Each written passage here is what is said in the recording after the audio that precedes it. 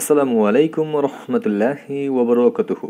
আমরা আমাদের আগের ক্লাসে আলোচনা করেছিলাম আমাদের নগদ প্রবাহ বিবরণীর 2 নম্বর এবং 3 নম্বর স্টেপ বিনিয়োগ কার্যক্রম হতে নগদ প্রবাহ এবং অর্থায়ন কার্যক্রম হতে নগদ প্রবাহ এর রুলসগুলো নিয়ে। আমরা আমাদের আজকের ক্লাসে বিনিয়োগ কার্যক্রম হতে নগদ প্রবাহ এর টাকার পরিমাণটা কিভাবে বের করে এটা নিয়ে একটি অঙ্ক করব। প্রথমে এখানে আমরা আমাদের রুলসটা আবারও দেখিয়েছি। বিনিয়োগ কার্যক্রম হতে নগদ প্রবাহ এর টাকার পরিমাণটা বের করার জন্য আমাদেরকে 3টি আইটেম যোগ বিয়োগ করতে হবে। এই বিনিয়োগ কার্যক্রমের মধ্যে যে 3টি আইটেম যায়, 1 নম্বরে হচ্ছে স্থায়ী সম্পত্তি ক্রয়, 2 স্থায়ী সম্পত্তি বিক্রয় এবং 3 নম্বর হচ্ছে দীর্ঘমেয়াদী কোনো বিনিয়োগ যদি করে। যদি টাকা আসে তাহলে প্লাস ফিগারে বসবে, আর যদি টাকা চলে যায় তাহলে মাইনাস ফিগারে বসবে। নিশ্চয়ই আপনাদের এই রুলসটা মনে আছে। এই 3টে আইটেম আমরা বসাবো এবং যোগ বিয়োগ করে যে টাকার পরিমাণটা বের হবে সেটাই হচ্ছে আমাদের বিনিয়োগ কার্যক্রম হতে নিট নগদ প্রবাহ। এখন এই বিনিয়োগ কার্যক্রম হতে নগদ প্রবাহ এর অঙ্ক করার আগে আমাদের টুকিটাকি কিছু বিষয় নিয়ে আলোচনা করতে হবে, যেই বিষয়গুলো আমাদেরকে বিনিয়োগ কার্যক্রম হতে নগদ প্রবাহ এর টাকার পরিমাণটা বের করতে সাহায্য করবে। চলুন প্রথমে ওইগুলো দেখে নেওয়া যাক। এখানে আমরা সম্পত্তির 3 ধরনের মূল্য নিয়ে আলোচনা করব। 1 নম্বরে হচ্ছে ক্রয় মূল্য, 2 নম্বর বই মূল্য, 3 নম্বর বিক্রয় মূল্য। এই যে ক্রয় মূল্য এবং বিক্রয় মূল্য, এই দুটার সাথে আমরা সবাই কম বেশি পরিচিত, কিন্তু এই যে বই মূল্য, এটা আমাদের জন্য একটু নতুন। এই বই মূল্য জিনিসটা কি এটা আমরা এখনই শিখবো। তবে প্রথম যে লাইনটা আমরা লিখেছি সেটা একটু পড়ুন। একটি অফিস সরঞ্জাম ক্রয় করা হয়েছে 50,000 টাকা দিয়ে, যার আয়ুষ্কাল হচ্ছে 5 বছর। এই যে 50,000 টাকা দিয়ে ক্রয় করলাম, এটাই হচ্ছে আমাদের ক্রয় মূল্য। এবং এই যে অফিস সরঞ্জামটা, এটা কত বছর চলবে? 5 বছর। আচ্ছা, একটা জিনিস বলেন তো আপনারা, যদি একটি অফিস সরঞ্জাম 5 বছর চলে এবং ওইটার দাম 50,000 টাকা হয়, তাহলে বলুন তো প্রত্যেক বছর কত টাকা করে এটার দাম কমছে, কত টাকা করে অপচয় হচ্ছে? খুব সহজ একটি হিসাব, প্রতি বছর 10,000 টাকা করে অপচয় হচ্ছে। এখন যদি আপনি 2 বছর এই অফিস সরঞ্জামটা ব্যবহার করেন, তাহলে বলুন তো 2 বছরে কত টাকা দাম কমবে? প্রতি বছর যদি 10,000 টাকা করে অপচয় হয়, তাহলে 2 বছরে 20,000 টাকা দাম কমবে। তাহলে আমরা আমাদের 2 নম্বর লাইনটা কিন্তু বলতে পারি, 2 বছর পরে অফিস সরঞ্জামের মূল্য 30,000 টাকা।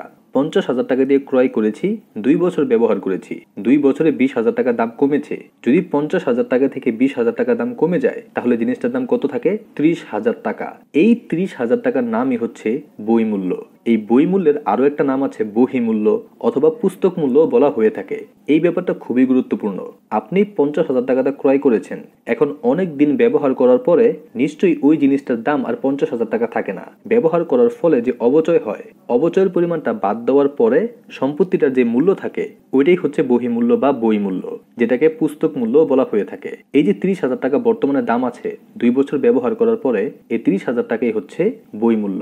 এখন 3 নম্বর লাইনে বলা হয়েছে, এই যে অফিস সরঞ্জামটি বিক্রয় করা হয়েছে 35,000 টাকায়। 50,000 টাকা দিয়ে কিনেছিলাম, 2 বছর ব্যবহার করলাম, ব্যবহার করার পর 35,000 টাকা বিক্রয় করে দিলাম। বলুন তো লাভ হয়েছে নাকি ক্ষতি?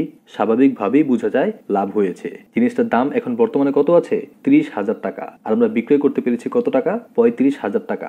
এই 35,000 টাকাই হচ্ছে বিক্রয় মূল্য এবং আমাদের মুনাফা হয়েছে 5,000 টাকা। এই 5,000 টাকা মুনাফার নাম হচ্ছে স্থায়ী সম্পত্তি বিক্রয়জনিত লাভ অথবা ক্ষতি। আচ্ছা, আপনারা বলতে পারবেন এই স্থায়ী সম্পত্তি বিক্রয়জনিত লাভ অথবা ক্ষতি এই নগদ প্রবাহ বিবরণী কোন স্টেপের মধ্যে যায়? নিশ্চয়ই আপনাদের মনে আছে। এই যে পরিচালন কার্যক্রম হতে নগদ প্রবাহ, এই স্টেপটার মধ্যে নিট মুনাফার সাথে 4টে জিনিস যোগ বিয়োগ করতে হয়, তাই না? 4টে জিনিসের মধ্যে একটি জিনিস হচ্ছে স্থায়ী সম্পত্তি বিক্রয়জনিত লাভ অথবা ক্ষতি। এই মাত্র যে আমরা একটি স্থায়ী সম্পত্তি বিক্রয় করলাম এবং বিক্রয় করে যে লাভটা হয়েছে, ওই লাভটা হচ্ছে এই নিট মুনাফার সাথে যে 4টে জিনিস যোগ বিয়োগ হয়, ওই 4টে জিনিসের একটি। আই হোপ আপনাদের মনে আছে। এখন আমাদের আজকের ক্লাসটা এই পরিচালন কার্যক্রম নিয়ে নয়, আমাদের আজকের ক্লাসটা ছিল বিনিয়োগ কার্যক্রম হতে নগদ প্রবাহ এর একটি অঙ্ক করা। এখন বিনিয়োগ কার্যক্রম হতে নগদ প্রবাহ এর অঙ্ক করার জন্য এই যে বই মূল্য বা বহি মূল্য বা পুস্তক মূল্য, এটা সম্পর্কে আমাদের ভালো ধারণা থাকা জরুরি ছিল। এই জন্য এই বই মূল্য জিনিসটা কি এটা নিয়ে প্রথমে একটু আলোচনা করে নিলাম। এখন তাহলে চলুন আমরা একটু অঙ্ক করি এবং বিনিয়োগ কার্যক্রম হতে নগদ প্রবাহ এর টাকার পরিমাণটা বের করি। চলুন দেখা যাক। এখানে আমরা একটি প্রশ্ন দেখতে পাচ্ছি, কিং লিমিটেড এর তুলনামূলক উদ্বৃত্তপত্র নিচে দেওয়া আছে। তুলনামূলক উদ্বৃত্তপত্র জিনিসটা কি?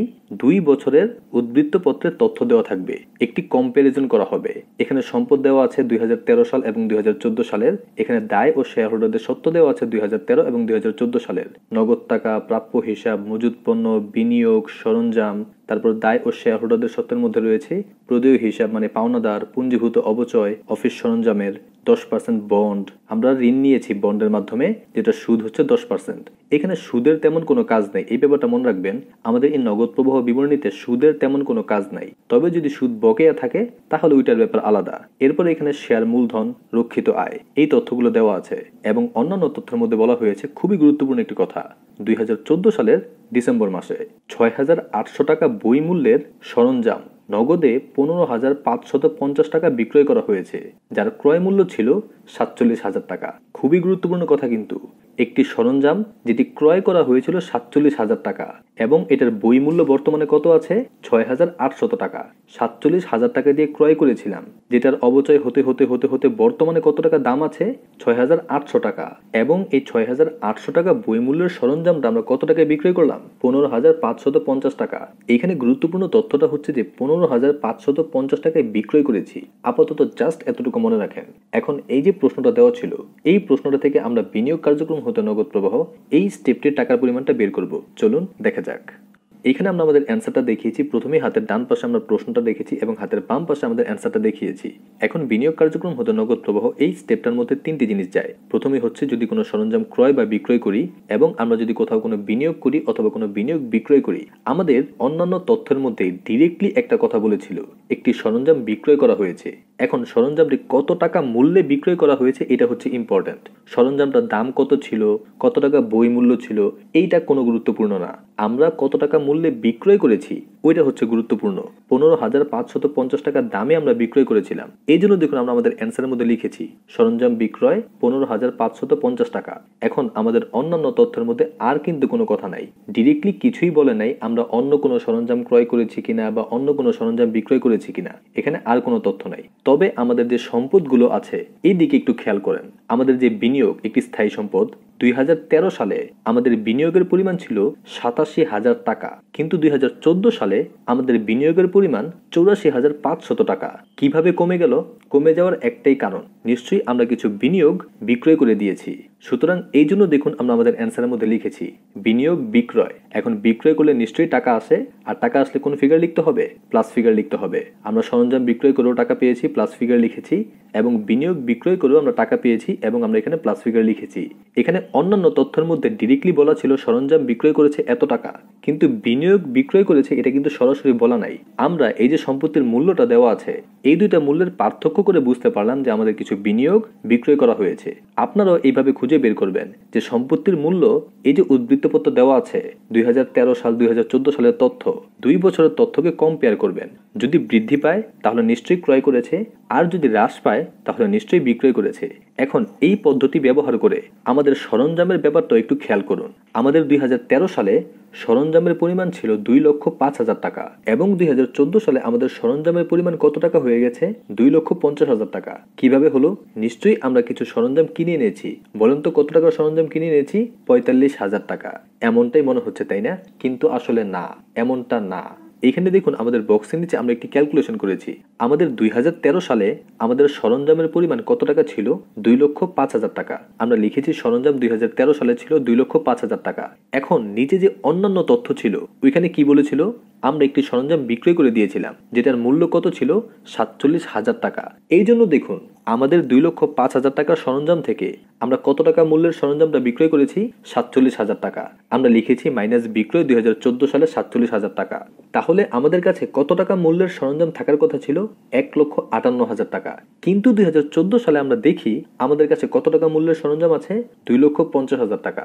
এই যে 1,58,000 থেকে বেড়ে 2,50,000 হয়ে গেল, নিশ্চয়ই এর পার্থক্য যত টাকা অত টাকা মূল্যের সরঞ্জামই আমরা ক্রয় করেছি, মানে 92,000 টাকা মূল্যের সরঞ্জাম আমরা ক্রয় করেছি।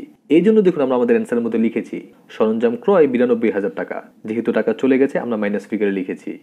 এইখানে যে উদ্ধৃতপত্র দেওয়া আছে, একটি তুলনামূলক উদ্ধৃতপত্র দেওয়া আছে, এখানে সরাসরি যা দেখা যায় আসলে তেমনটাই হয় না, ভেতরে আরো কিছু ব্যাপার রয়ে যায়। যেমন দেখেন বিনিয়োগের ব্যাপারটা সরাসরি যত আছে অত টাকাই, কোনো এক্সট্রা কথাবার্তা নাই। এই জন্য যত টাকা পার্থক্য অত টাকাই নিশ্চয়ই আমরা বিক্রয় করেছি। কিন্তু সরঞ্জাম যত টাকা দেখা যাচ্ছে আমরা ক্রয় করেছি, আসলে আমরা তত টাকা ক্রয় করি নাই, আমরা ক্রয় করেছি আরো বেশি। দেখা যাচ্ছে যে আমরা 45,000 টাকার ক্রয় করেছি, কিন্তু আসলে ক্রয় করেছি 92,000 টাকা। কিভাবে? 2,05,000 টাকার ছিল, আপনি 47,000 টাকার বিক্রয় করে দিয়েছিলেন, তাহলে আমাদের কাছে থাকার কথা ছিল 1,58,000 টাকার, কিন্তু আমরা দেখছি আমাদের 2014 সালে 2,50,000 টাকার সম্পত্তি আছে, তাহলে নিশ্চয়ই আমাদের 1,58,000 টাকা থেকে বেড়ে 2,50,000 টাকা হয়েছে। এর মানে 92,000 টাকার সম্পত্তি আমরা ক্রয় করে এনেছি। এই জন্য আমরা এই 92,000 টাকার সম্পত্তি ক্রয় আমাদের অ্যান্সারের মধ্যে দেখিয়েছি। এখন এই প্রশ্নের মধ্যে আমাদের বিনিয়োগ কার্যক্রমে যাওয়ার মতো আর কোনো টপিক নেই। আমরা এই তিনটি টপিক এখানে যোগ বিয়োগ করলাম এবং যে টাকার পরিমাণটা বের হয়েছে সেটাই হচ্ছে আমাদের বিনিয়োগ কার্যক্রমের টাকা। এখন একটি ব্যাপারে এখানে খেয়াল করুন, এখানে বিনিয়োগ কার্যক্রমের টাকাটা মাইনাস ফিগারে এসেছে। এখন যদি প্লাস ফিগারে আসতো তাহলে আমরা লিখতাম বিনিয়োগ কার্যক্রম হতে নিট নগদ প্রবাহ। যদি মাইনাস ফিগারে আসে তাহলে এই যে হতে শব্দটা ব্যবহার না করে আমরা ব্যবহৃত শব্দটা ব্যবহার করব। এই জন্য আমরা লিখেছি বিনিয়োগ কার্যক্রমে ব্যবহৃত নিট নগদ প্রবাহ। যদি প্লাস ফিগার আসতো তাহলে লিখতাম বিনিয়োগ কার্যক্রম হতে নিট নগদ প্রবাহ।